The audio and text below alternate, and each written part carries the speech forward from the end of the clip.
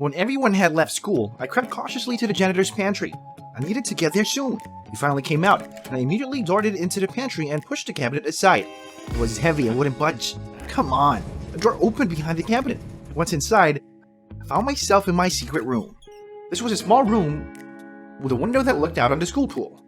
In the evenings, my beloved Mia came here to swim, and I was watching her. Well, secretly, of course. I didn't dare tell her how I felt. She probably thought I was a sad nerd. We had been friends since childhood, but when Mia's dad died, she gradually drifted away from me. Because of this, I threw myself into my studies. But I continued to love her and watch her from afar. A splash of water brought me back from my memories. Mia was already in the pool, and suddenly, what was it? Mia's lovely skin on her arms and back was covered in bruises. Who did this to her? Mia got out of the water, wrapped a towel around herself, and went to the locker room. And without thinking, I ran after her. We might not be friends anymore, but I wouldn't let anyone hurt Mia. But when I ran outside, Mia was gone. I immediately took off in the direction of her house. It was not far from the school. As a child, we often played there. I hesitated for a long time near the high fence, afraid to ring the bell. Suddenly, a terrible scream was heard from her house. I froze. It was Mia's voice. She needed help. I ran along the fence to the back gate. Damn, it was locked. Then I quietly climbed over it into the courtyard and abruptly jumped down. Gathering my strength, I ducked down and climbed into the front garden right under the living room windows. There were sobs from the house. "Fred, don't touch her!" I cautiously leaned out of my hiding place and saw Mia's mom in tears. Oh my god. She was the one who told Fred not to touch his daughter. Suddenly, I accidentally dropped the flower pot from the windowsill. Heck, I quickly ducked into a nearby bush. A formidable man leaned out of the window, a belt in his hand. It was Mia's stepfather, Fred. He married Mia's mom a year after her father died. Was he beating up Mia? Fred looked around the yard for the source of the noise. If he saw me, I was screwed. But then Mia screamed again, and Fred immediately moved away from the window. My mouth went dry with horror. I needed to call the police and save Mia before it was too late. I ran around the corner of the house and called the cops. This comeback belonged behind bars. Soon the police arrived. Fred would finally go to jail. From around the corner, I saw him open the door for them with a casual air. The cops saw him, lined up, and saluted. Wait, what was going on? I was shocked. Fred was the boss of these cops. Then I heard him say, "I think someone's on the grounds." He asked the cops to check the surrounding area and the house. I was in panic. I had to get out of here before I was spotted. I spent the entire evening thinking about how to help Mia. The police was on the side of her stepfather. How to resist them? Offering Mia help wasn't an option either. She would ask me how I knew about the bruises. And then what? I was not going to admit to spying on her. But I couldn't do anything either. I had to convince Mia to trust me. The next day, I wanted to go over to Mia and talk to her, but after school, her stepfather was waiting for her at the gate. He grabbed her roughly by the arm and hissed something. My stomach turned. Suddenly, without expecting it, I called out to Fred. Fred gave me a withering look and asked me what I wanted. With a trembling voice, I began to mumble something about a biology project. Mia and I needed to pass it tomorrow. Fred frowned but let go of Mia. "If she doesn't come home in an hour, you're finished," he added menacingly and left. Mia didn't understand, because there was no project, but I said I would explain everything later. In awkward silence, I led Mia to the pool and we sat on the edge. And how would I start a conversation? I looked down, and suddenly, I noticed a bruise on Mia's shoulder. It made my chest tighten. Mia caught my eye and quickly adjusted her sleeve. No, I couldn't do that anymore. I gathered my thoughts and stammered out that we used to communicate so well, but for several years, Mia was not like herself. I carefully looked into her eyes and breathed out, "Why don't you want to trust me?" After that, Mia looked me in the eye and suddenly promised to tell me everything, provided that I don't do anything about it. I swallowed nervously and agreed, hoping I could change Mia's mind later. Then she began the story. When their stepfather Fred came into the family, he completely shielded Mia and her mother from the outside world and forbade them to communicate with other people. And if Mia and her mother complained to someone, they would be in trouble. Through her tears, Mia whispered that she had long wanted a normal life, without fear and pain, that is. She always dreamed of becoming a swimmer, but now she could only swim after class, when nobody would see her bruises. Her words hurt me. Fred would pay for everything. Even though I promised not to do anything, I had to save Mia. I thought frantically about what to do. I needed proof. Without it, the cops would justify Fred again. That was the only way I could put Fred in jail. I blurted out that I would take a video of Fred's treatment of their family. After such comprising material, he would definitely not get away. Mia looked at me gratefully. Her eyes were so beautiful. We only talked for 10 minutes, but Fred had already started calling Mia and yelling at her to be home in 5 minutes.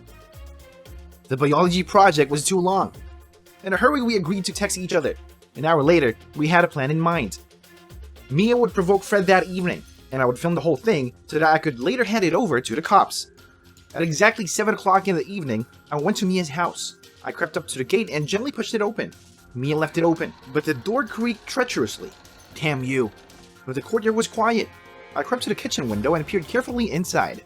Mia had a quiet dinner with her mom and Fred, who sat with his back to the window. My hands were shaking with fear, but I told myself to be brave, only for Mia. Then she noticed me, picked up a glass of milk, and looked at me uncertainly. I nodded at her and pointed the camera at Fred. A second later, I heard shards of glass flying all over the kitchen. At that same moment, Fred abruptly got up from the table. I turned on the camera. I needed to film everything. Mia's mom blocked Fred's way, but he pushed her away with a growl. I'm the boss here. Fred was a real monster. I held back my temper, trying not to rush to defend Mia. But this video was needed to save her.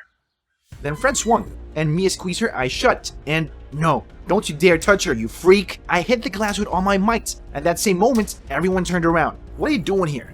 And with a camera? Fred growled, and he moved straight at me. I froze in horror. But Mia ran out of the house and already grabbed my arm. We ran as fast as we could. But suddenly, headlights appeared in the distance, and Mia panicked. It was her stepfather's car. What should we do? And then it hit me. My secret room. He would find us there for sure. I immediately grabbed Mia's hand and we ran across the yards of the school. This was the only place we would be safe. We ran into the school, but her stepfather was already close. Mia, hurry up! The thought of what he might do to us made me feel hot. I made a sharp turn at the corner and immediately dragged Mia into the pantry. She resisted. He'll definitely find us here, but I shushed her. Trust me. Fred's heavy footsteps could be heard in the hallway. My heart was pounding with fear. Quickly pushing the cabinet aside, we ran into the secret room, and then Fred went into the pantry. My heart skipped a beat. We could hear him walking slowly around the room, and then he stopped. Did he really notice the passage? But her stepfather quickly left, and I breathed out a sigh of relief. We went to the window and saw Fred by the pool, looking for us all over the place. Mia asked softly what kind of room it was. Damn. Mia deserved to know the truth. I looked Mia in the eye and hesitantly admitted that I was watching her from here, and realizing that her stepfather was mocking her, I called the cops. I didn't know he was in charge. Mia stared at me in silence for a while, and then suddenly screamed that it was all my fault. After the cops arrived, Fred became even more violent. I tried to say that I wanted to save her, but suddenly there was a knock on the window. Oh my god, Fred heard us! Fred had already grabbed a chair, swinging at the mirror that covered the window of the secret room. He was going to get us. I looked at the terrified Mia, imagining how much he'd been through with this tyrant. Then I was furious. You won't touch her again, you freak! I grabbed Mia's shoulders. We have to film everything. She tried to stop me, but I took one last look at her and ran out of the room. I went out to the pool and shouted, Hey Fred! Fred turned slowly. My heart sank. Then he threw back the chair, shouted angrily, and ran at me. I tried to dodge, but Fred grabbed me and started choking me. My vision began to blur. Was this the end? With the last of my strength, I pushed Fred, and he tripped over the edge and fell into the water. I immediately ran away and shouted, Mia, you gotta run! We ran out of the school together. Mia gave me the phone. The video was taken. With tears in her eyes, she whispered, You are my hero. These worms warmed my heart. But I had to give the video to the police as soon as possible. We drove to the police station on the outskirts where Fred certainly didn't have the power.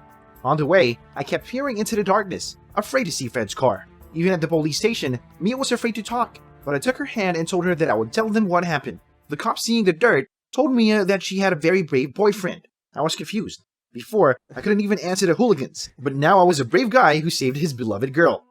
A couple of hours later, Fred was detained. He said that he would come back for Mia and show her who was in charge of their family.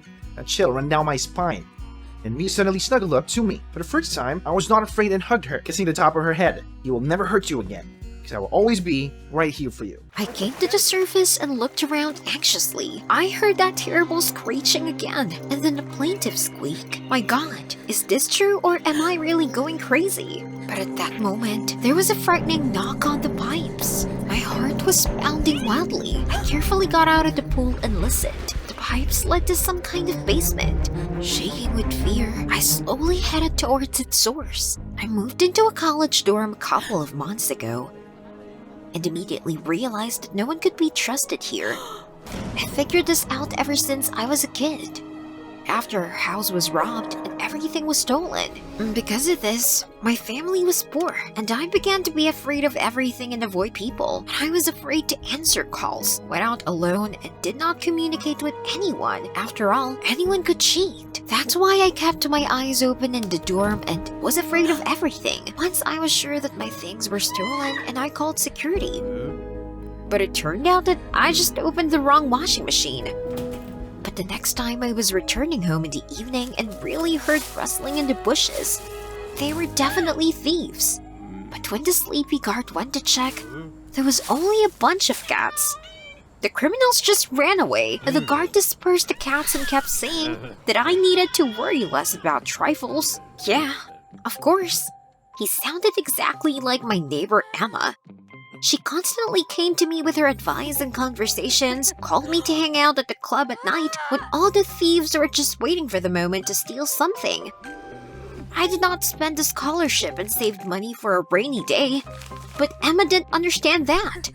I put up with her and refused every time. But then another problem appeared. A guy from college, Chuck, suddenly began to constantly harass me. He called me on dates, asked me about everything, even gave me gifts. I immediately threw them out. What if there was some kind of tracking device? I was not going to let Chuck steal my savings.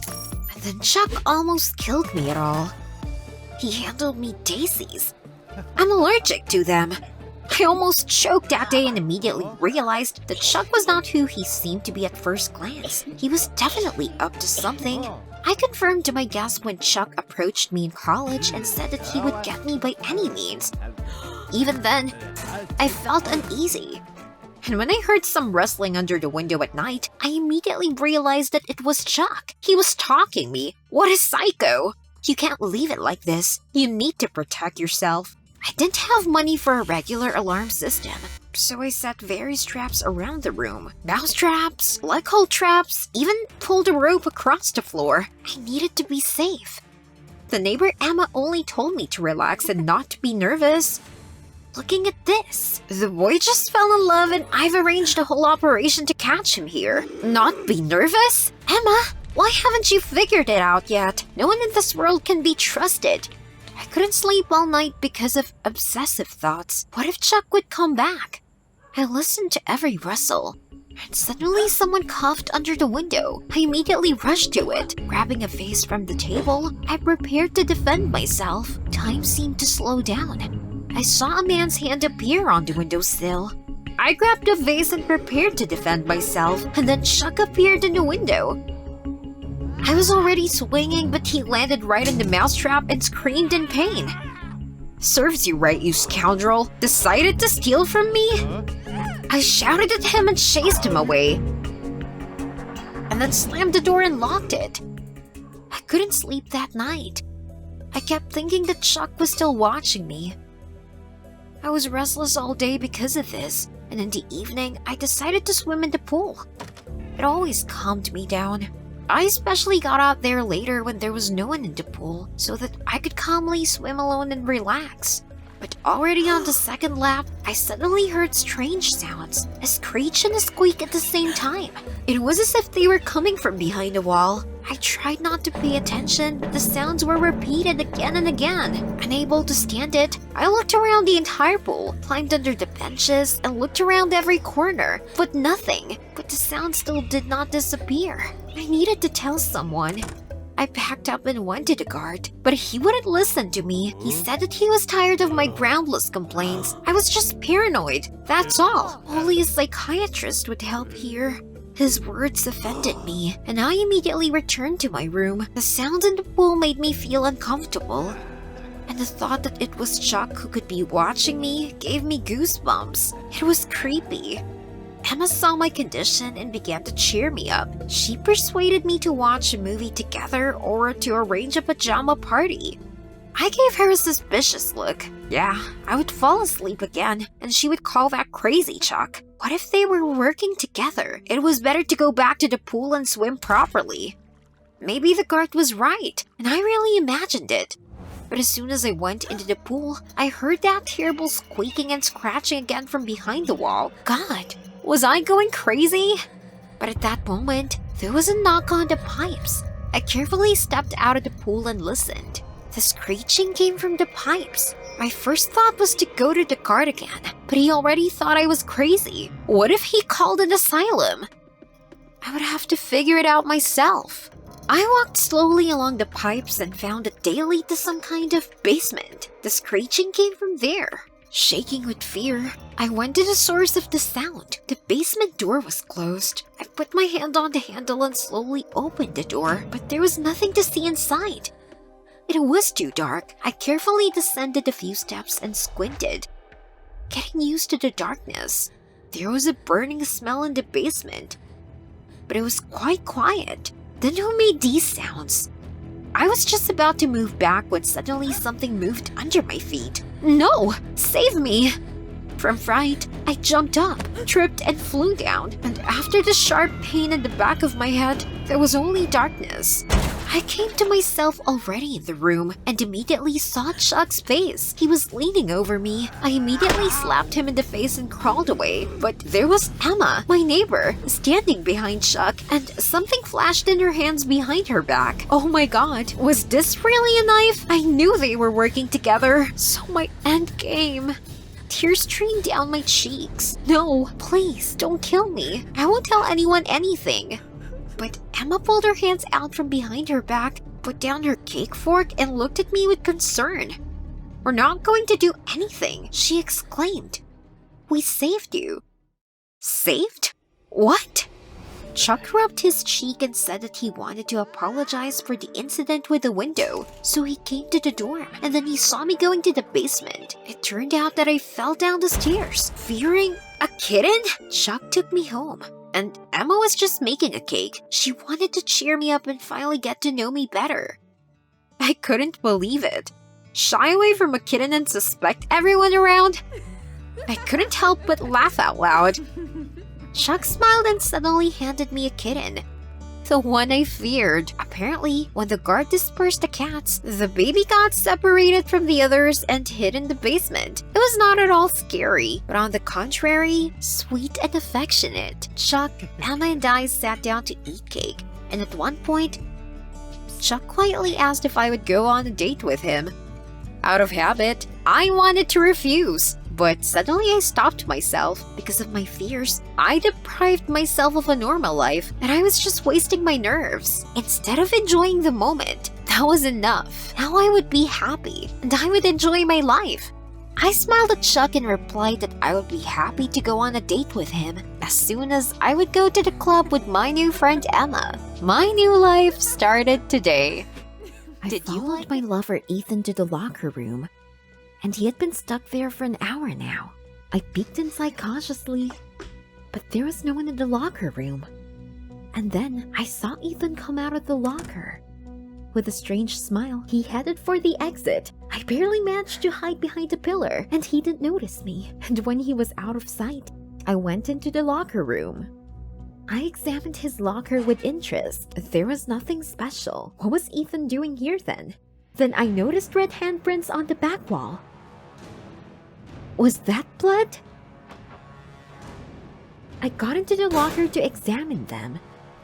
In a panic, I tried to open it, but it wouldn't budge. I beat on it with my fists. I would suffocate here. I leaned against the back of the locker to catch my breath. And suddenly, I felt that I was falling somewhere. No! But let me tell you how it all started. 2 months ago, I was brought to a new orphanage. The last one was closed due to the emergency condition of the building. I wasn't too upset. It was lousy. I was a mousy girl with no friends, and I barely remembered my parents. They died in a car accident when I was 4. I was playing at home with my favorite doll when a woman from custody came for me. And I had to spend 13 years in this terrible orphanage. So I didn't expect anything good from the new orphanage, but suddenly I found a kindred spirit there, Kate. We were roommates. She lost her parents to the accident too, and it brought us closer together. Kate was kind and brave. She often protected me from the jokes of the other guys. And she also noticed that I liked Ethan, everyone's favorite in the orphanage. This guy studied hard and even helped out in the library. He was a handsome man. and there was something mysterious about him. Yes, I fell madly in love with him. But I was afraid that he would reject me, so I watched him from afar. Kate also tried to dissuade me from that, saying that it was not safe to go around the orphanage alone. She said there was a legend in the orphanage. Every year, a girl disappeared in it. But I didn't believe it, and I kept watching Ethan. I began to notice something strange. He could stay in the locker room for hours. And when he went back to his room, he kept looking around, like he was hiding something. I wanted to tell Kate about it at dinner, but for some reason, she didn't come. I began to look for her in the orphanage, but she seemed to have disappeared. Maybe she was in the yard. I was on my way there when I saw Ethan sneaking into the locker room again. Curiosity got the better of me and I decided to follow him. So, do you remember how I fell into the locker? Because of my curiosity, I ended up here in Ethan's secret hideout. Rubbing my bruised knee, I stood up and groped for the light switch. The light came on and I saw a small room with one bed, a floor lamp and curtains on the wall without a window. Oddly enough, the bed was littered with a mountain of teddy bears. Ethan was past that age. Why did he need toys? Then I noticed someone's pass to the library on the floor. I stepped closer and flinched. The pass was Kate's, and there was blood on it. I remembered the red prints in the locker and was horrified. God. What had Ethan done to Kate? I needed to get out of here. But then I heard footsteps and the creak of a locker door. Ethan was back! Not knowing where to go, I quickly turned off the light and ran to the curtain. Just as I was hiding, Ethan came into the room. He turned on the floor lamp and began to walk slowly around the room. I wish he hadn't noticed me. Then I saw a streak of light falling on my feet. Damn. The curtain was too short. I hoped Ethan wouldn't find me. But suddenly I heard him coming closer. I couldn't move in horror. But at the last moment, Ethan swerved off somewhere. Just as I let out my breath, the curtain was yanked back, and Ethan was staring at me, angry. What are you doing here? He hissed angrily. His eyes were wild. I started babbling about trying to find my books, but Ethan cut me off. He shouted that he didn't like being lied to and pulled the scotch tape from behind his back. I need to teach you to mind your own business, he whispered. My stomach turned cold. He was crazy? Where did that cute guy I fell in love with go? I started for the door, but Ethan blocked my way. What should I do? I looked around. There was a bulky floor lamp nearby. This would delay him. With all my strength, I pushed it against Ethan and ran out of the room. Ethan quickly came to his senses and ran after me. I raced away from him through the winding corridors. It looked like I was going to shake him off, but Ethan kept up. As I ran, I turned around and suddenly bumped into someone. The principal of the orphanage. I was saved. He started to tell me off about running around the halls, but I cut him off. It's Ethan. He's crazy and he's chasing me. However, the principal smiled and said that I was making it up. Ethan was the most obedient child he had ever had at the orphanage. He definitely didn't care about running around the halls. No, you don't understand. I told the principal about the bloodstained prints in Ethan's locker and Kate's bath, but he wouldn't listen to me. He told me to go back to my room quickly. But sir, I began, but the principal rudely interrupted me, saying that there was a severe penalty for libel here. It was useless to argue. So I trudged into the room. I was hoping to see Kate there, but she wasn't there all night long. Her bloodstained past was in front of my eyes. Sweet Kate, she was the only one who had been kind to me. I shuddered to think what Ethan had done to her. The next day, she didn't show up, and rumors spread around the shelter that no one had seen Kate since yesterday. Only I knew what had really happened to her. I had to stop that crazy Ethan. No one else would be harmed by his hands, but I needed hard evidence. I decided to go back to the locker room for her pass. I need to show it to the principal. That way, he would believe Ethan was responsible for Kate's disappearance and turn him into the police. But the locker was closed. I tried to crack it with a wire and I kicked it, but it was useless. I had to look for other evidence to expose Ethan. And then I remembered the legend of the missing girls. That same evening, I decided to dig into the archives of the orphanage and learn something terrible. It turned out that apart from Kate, 3 girls had disappeared in the past 3 years. I also decided to look at Ethan's personal file. It turned out that the first girl disappeared just the year he arrived at the orphanage. Goosebumps ran down my skin. And when I came out of the archive, I noticed that someone was watching me from behind a curtain. It was Ethan. I barely managed to blend into the crowd so I wouldn't get caught. It looked like Ethan wanted to rub me out as the witness. It was uneasy, but I knew I couldn't give up. I needed direct evidence that he was responsible for the missing children. So the next morning, I crept cautiously into the room where Ethan lived. He and his neighbor were supposed to be on duty, but the thought of Ethan catching me made my blood run cold. I had already rummaged through all the cabinets in his room when suddenly I found library passes right in the bedside table. They had the names of the missing people on them, and even Kate's. I almost screamed in horror. There was no doubt that Ethan was guilty. I quickly grabbed the passes and ran to the principal. My heart was pounding. I had to hurry. I wasn't far from the principal's office when I noticed Ethan leading a girl toward the locker room. A new victim? I decided to take him red-handed and record everything on video, so he definitely would not get out of it. I walked at their heels. They went into the locker and the door slammed shut. I tiptoed over to the locker with my phone and opened the door. I was already leaning against the narrow crack in the secret room, but then the hinges creaked treacherously. Ethan froze and listened, but after a second, he continued to chat pleasantly with a student. I almost got caught.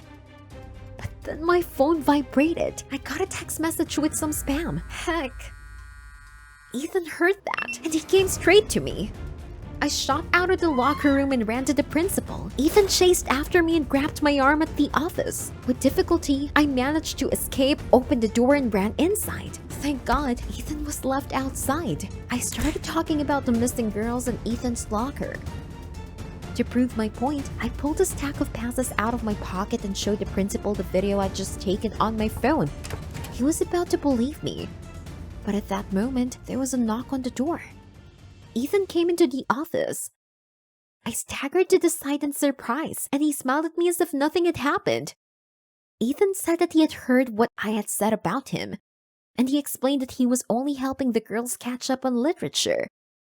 That's what the secret room was made for. The girls themselves did not disappear anywhere. They were simply taken to new families. But what about the blood in the locker? I asked. Dumbfounded, Ethan grinned and said it was red gouache for a library poster. This was nonsense. Ethan made it up. I started screaming that Ethan was a liar and a psycho. The principal and Ethan looked at each other and took my arms. I struggled. They were clearly in cahoots with each other. I never had such a tantrum. I started choking and passed out.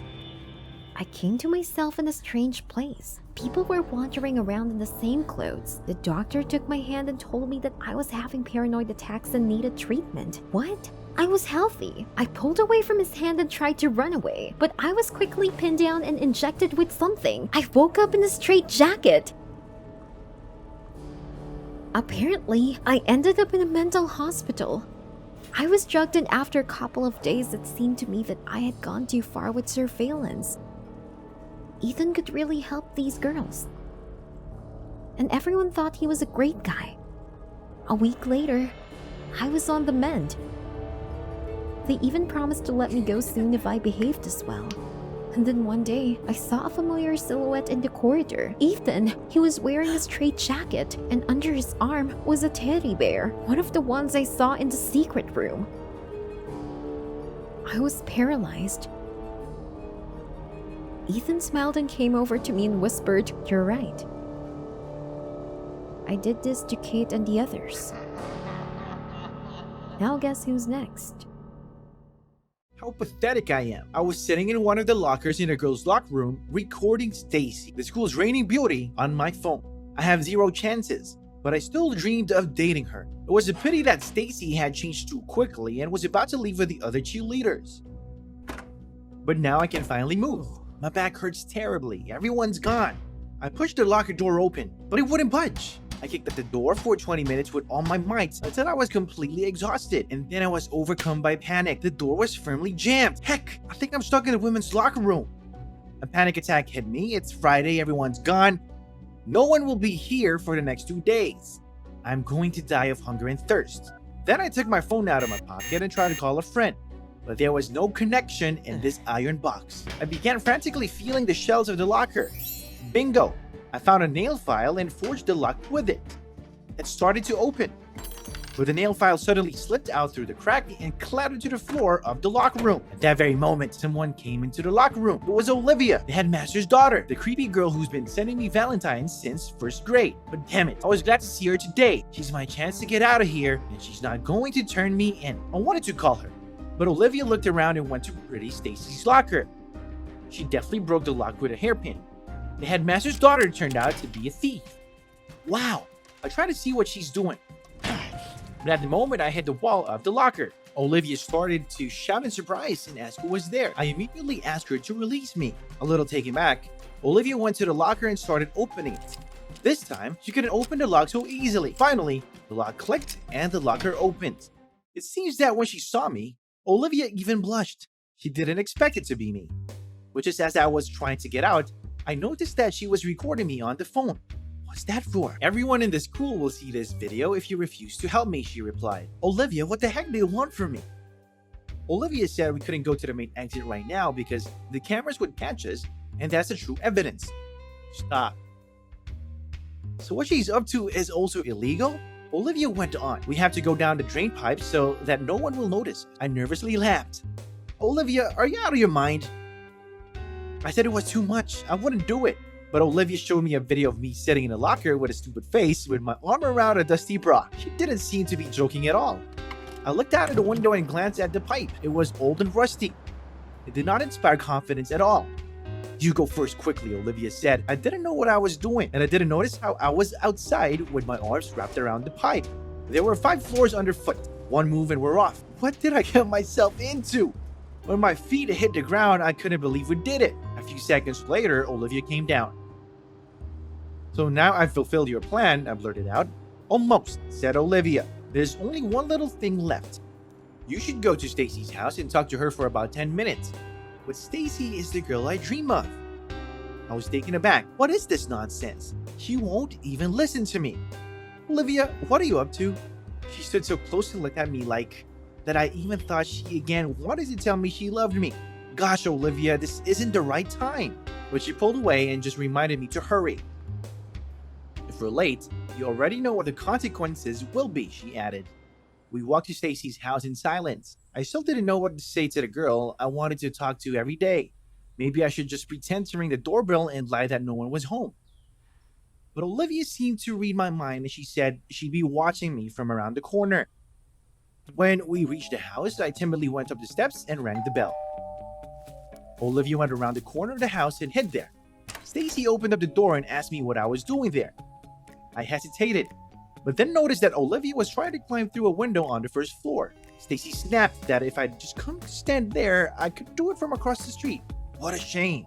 So I started talking nonsense about doing a biology project with Stacy, planting seeds of rare species, and then monitoring their growth. Stacy looked at me like I was an idiot and said that I was a rare species myself and that I needed to be examined by the doctors. While I was still talking that nonsense, I noticed Olivia was scrambling back. Whew, thank God Stacy didn't turn around.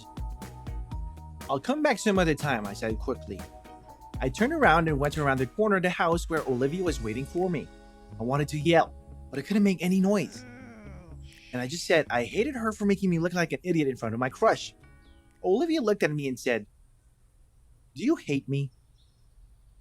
Then she sighed and said that we often hate the wrong people. What's she talking about? Then Olivia told me that it wasn't her I should hate, but Stacy. She had done a terrible thing. Stacy had long been a rival to Olivia's friend Teresa. 2 months ago, right on the eve of the city's cheerleading competition, Stacy pushed Teresa at rehearsals. After that, Teresa couldn't even get up. The doctor said it was a spinal fracture. There was even required a surgery, but Teresa didn't have the money. It all looked like an accident, so Stacy refused to help. But Olivia knew how it really was. She went to the police, but they said there was not enough evidence and just her words were not enough. So Olivia decided to do justice herself, sneak into Stacy's house and steal her money. And at the same time, she'd teach her a lesson. I was taken aback. Olivia's eyes were wild. She was crazy. It really could have been an accident. Maybe it wasn't Stacy's fault at all. I said we had to get the money back. But Olivia screamed that Stacy had deliberately pushed Teresa and had to pay for it. At that moment, I knew Olivia was dangerous. I had to do something about it. I said a hasty goodbye, walked away, and called the police. I was sure I was doing the right thing. The cops came quickly. Olivia hadn't gone far yet, and she was detained. I went with them as a witness. We spent 3 hours at the station. Just as I was starting to fall asleep in my chair, Stacy bursted into the room. She threw her arms around me and enthusiastically told me that I was now her hero. I couldn't believe my luck. I held Stacy tight, but she pulled away. Looked at Olivia and said that now she was definitely finished. When Olivia was taken away for questioning, Stacy and I were left alone, and then I asked if it was true that she pushed her opponent on the competition eve. Stacy said that the rabble should know their place, and that she knows how to take revenge without being noticed. I was taken aback. That is, it was you who pushed Teresa? Stacy just grinned. What a rascal she was. How could I have a crush on her? At that moment, Olivia was led past us in handcuffs. I rushed to the policemen and demanded them to release Olivia. This is all a mistake, a huge mistake. But no one listened to me, and now I'm sitting in court. In a few minutes, the jury will sentence Olivia. During the investigation, Olivia didn't give me away. It turned out that she, unlike me, knows how to keep her words.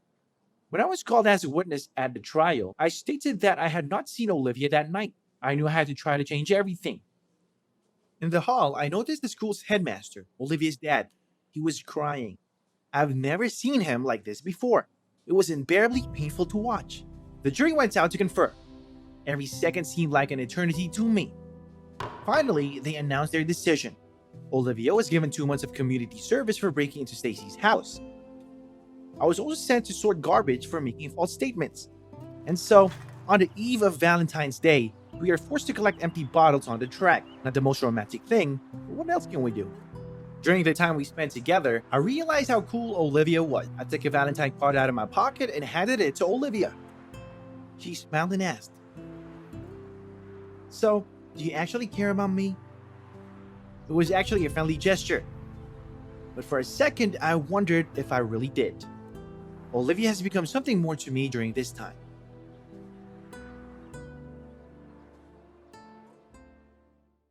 There was no one in the men's locker room. I looked around cautiously and went straight to Dev's locker. I was about to open his locker when I heard voices. They were already close. I don't have time to run away. They'll notice. I was in a panic. Suddenly, I saw an empty locker. As soon as I closed the door behind me, the guys came into the locker room. I managed it. I recognized Dev's voice. I heard him telling someone that he had already thought of everything and it was time to have fun at the headmaster today, during the New Year's party. I froze in horror because the headmaster is my father. What do these freaks want to do with him? Dev added that things didn't go very smoothly with the chemistry teacher. They were almost burned down. We'll have to be more careful this time. I was barely breathing from the strain. Last week, there was a rumor that the chemistry teacher had a big fight with Dev, and then she went to the hospital with a broken spine. Oh my god. If Dev and his squad had hurt her, what would they do to my father? The boys' voices immediately faded, and I heard footsteps approaching. Oh man. I couldn't even imagine what would happen to me if I got caught. Through the crack, I saw that Dev was very close. I have to run. I pushed the door open and ran away. The guys were chasing me. I ran into the women's bathroom and locked myself in the toilet. The bathroom door creaked and I heard men's voices. Someone came up and nervously tried to handle my stall. Oh god, I'm trapped. And then bell rang. Hearing it, the boys quickly left the toilet, apparently afraid that they would be noticed. I looked out and suddenly saw the words "Keep silent or you're finished" written in blood red marker on the mirror. They'll do something to me if I tell everyone. But I have to save my father. I went to the headmaster's office. He had to find out before it was too late. Dad was annoyed that I distracted him. The New Year's party was already that night, and nothing was ready. Dad, You have to cancel everything. It's very important. I told my father everything and asked him to cancel the party as soon as possible. But he just smiled and said that I probably just don't want my father hanging around at the party. What's that got to do with it? You're in real danger. I asked my father to come with me so that he could see the inscription on the mirror. Maybe at least it would convince him. Dad reluctantly agreed. But when we went to the toilet, the inscription on the mirror was gone. Dev deliberately erased it.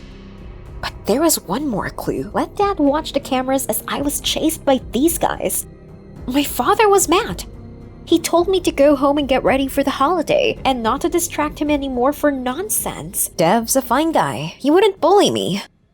Dad left, and I didn't know what to do.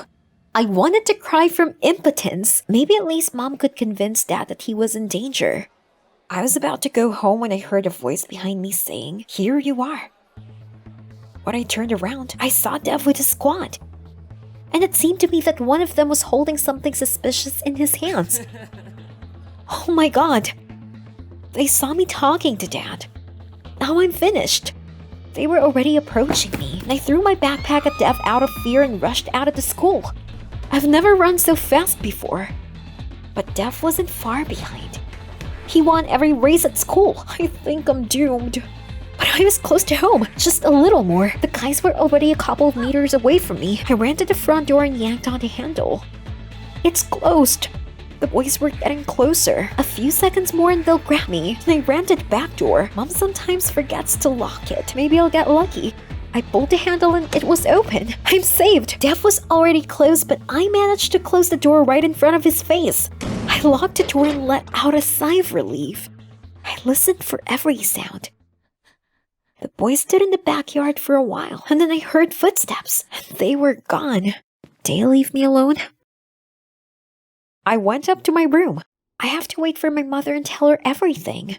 I heard a sound of a motor from the outside. I looked out the window. It was my mother's car. But to my horror, I noticed that Dev and his friends were standing on the other side of the street. Heck! I saw my mother taking the grocery bags out of the trunk. Dev walked up to her and said something. And then she was surrounded by everyone else. I thought Mom looked confused. Are they threatening her? But suddenly, she smiled and gave the guys heavy bags and waved her hand, inviting them to come in. Mom, what are you doing? Don't invite them in. I tried to pretend I wasn't there. It was noisy at first, but then it turned quiet. Maybe they've all gone. Suddenly, there was a knock on my door. I startled. My mother's voice came from the other side of the door. She said that my friends came to see me. Without opening the door, I quickly told her about the upcoming assassination attempt. We have to get rid of them urgently. My mom eerily sighed. She said I'd watched too many thrillers, and I could see the dangers out of the blue, and she added that it was indecent to talk through the door. Mom left, but a couple of minutes later, I heard another knock. Mom, I opened the door in frozen horror. There was Dev. I slammed the door in his face. What should I do? It was useless to hide, and all that remained was to run. I quickly opened the window and looked down. God, it's scary to jump. But I had no choice. I could hear Dev tugging on the door handle and shouting something. I squeezed my eyes shut and jumped down. I think I twisted my leg. It wasn't enough. I hobbled over to the neighbors to call the police, but they weren't home. Then, trying not to pay attention to the pain, I rushed to the police station. From the doorway, out of breath, I shouted that I was being chased and that an assassination attempt was being made on the headmaster during the New Year's party. They have to detain Dev and his squad immediately. They're already in my house. But the cops didn't react. One of them told me with a bored look that I can go. They will take control of everything. How? You didn't even ask anything. But the cops already kicked me out of the station. Tears of resentment and fear choked me. What should I do? And then I realized I have to save my father myself. I just don't have any other choice. I looked at my phone. I had 10 missed calls from my mom. Oh my god, what if something happened to her? I called her right back. I could hear the beeps. Mom, come on, answer me. Finally, I heard her voice. She angrily said that I had done something disgusting and had to go home. After this behavior, I don't deserve to go to the party. I'm sorry, Mom. but I have to. I hung up and ran to school. I think I have a plan. Before the party started, I sneaked into the security room and stole the key to the biology classroom. And then I ran up to my dad and blurted out that I needed his help urgently. Someone let out rats in the lab to ruin the school party. My father immediately hurried there. He could not allow this to happen again. Dad came into the classroom and started checking the cages. But I locked the door. I'm sorry, Dad, but it's for your own good. My father was yelling for me to let him out, or I'd be in huge trouble. I saw in the window at the door how red his face was with anger. He abruptly stopped and looked at someone behind me. I turned around slowly. 2 policemen were standing behind me. Apparently, they were sent here after my message, but suddenly, they asked me to give them the key. No, you've got it all mixed up. I'm not the criminal. Dev is. I was caught. While one of the cops was trying to figure out why I locked up the headmaster, the other one let Dad out. As soon as my father left, Dev ran up to him and said the headmaster had to go down immediately. One of the students was feeling ill. Dad, no! I started to stop him, but the cop grabbed me hard. Then I pretended to lose consciousness, and the policeman slightly loosened his grip. That was enough. I ran down the steps. The cops ran after me. If only I could make it. There was no one on the first floor. Then I heard the sound of a gunshot, and then the girl screeching. Everything inside me collapsed. No, Dad! Dad! Panicking, I ran out the back door and into the yard. I saw the students watching the fireworks. And Dev was handing my dad a cake that said, 10 years of schoolwork. What does it all mean? What about the assassination attempt? I was knocked down by the cops. They were about to snap the handcuffs on my hands when my dad intervened. He said he seemed to understand what had happened and briefly explained them the situation. When they let me go, Dev came up to me and said I was a great runner, and it seemed like he did have a chance at the school race. He added, it's a pity that he and the guys didn't get to talk to me about the surprise. What about the chemistry teacher's spine? Dev said that after she went to the hospital with a broken spine, he and the guys decided to support her and set off fireworks under the ward's windows. And then he asked me what I was doing in the men's locker room that morning. I was embarrassed. And let's keep that, Dev, as my secret.